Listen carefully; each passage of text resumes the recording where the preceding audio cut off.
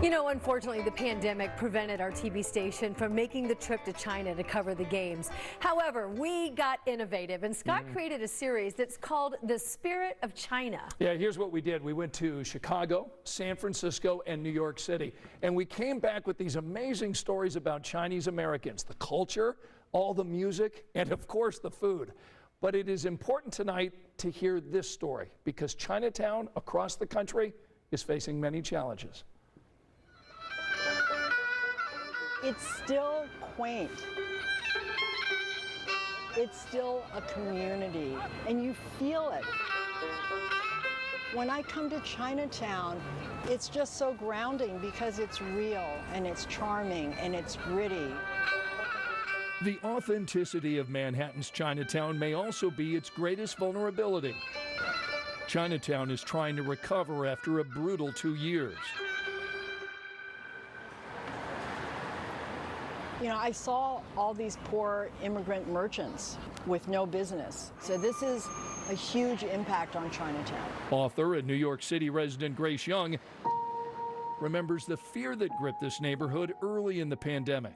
People were afraid to go to restaurants and stores and shops for fear of catching COVID, and that was because of the rhetoric of calling it the China virus. Some blamed Asian Americans for COVID, and violence surged. Chinatown residents and workers feared they would become a victim. Millions of tourists and hundreds of thousands of office workers disappeared. And since the pandemic, I'm known as the accidental Chinatown activist. She posted interviews on her Instagram page of shop and restaurant owners struggling to keep their businesses afloat. Oh, a lot of people with no choice but to close up.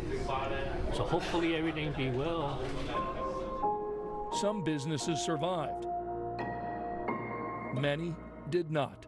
We lost legacy businesses. And by legacy, I mean restaurants and stores that have been part of Chinatown for 40 years, 50 years.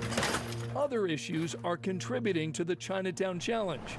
This neighborhood has a rich history, but many of the buildings are old. Unfortunately, because And some leaders fear Chinatown lacks jobs for the next generation. you better have very good living conditions, a roof over your shelter. We have a homeless issue. And you want to create job opportunities here that people cannot wait to get out of bed. Livia is among that next generation. She's 32, but does not live in Chinatown. The new immigrants, they have new areas where they congregate, where they would build a much more modern housing. And you have a choice. Here, you know you have 20,000 Asian Americans. There, you have 400,000. What would you choose? It's leaving many in Chinatown wondering, what will the future be like? It's so heartbreaking to think that we could lose Chinatown. 94% of the businesses are mom and pop. They're operating like it's the 1950s. There's something so wonderful to walk back in time to the way America used to be. And this is really like hometown America. So if you want to experience America these days, you should go to Chinatown.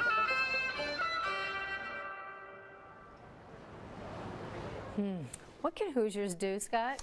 I think one thing they can do is support these businesses when they go to these cities. So if you go to Chicago, San Francisco, or New York City, spend a night having dinner in Chinatown. Support these businesses the way that we support small businesses here in Indiana, because their survival is based on tourism. It's like any business here. If customers stop coming, money runs out. If you don't have an income, you don't have money to pay your bills.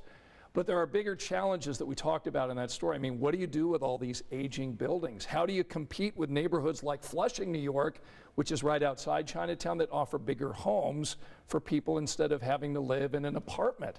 mean, these are the questions right now leaders are facing in Chinatowns all across the country. And Flushing is that neighborhood that the guy in the story there was Right. talking about. He's like 20,000 here or 400,000 there. Right, and you think about if you've got 400,000 people, those restaurants, those businesses, they're all going to Flushing, leaving Chinatown wondering, hey, what's next for us? What's Yeah. for us? And taking their money with them. That's right.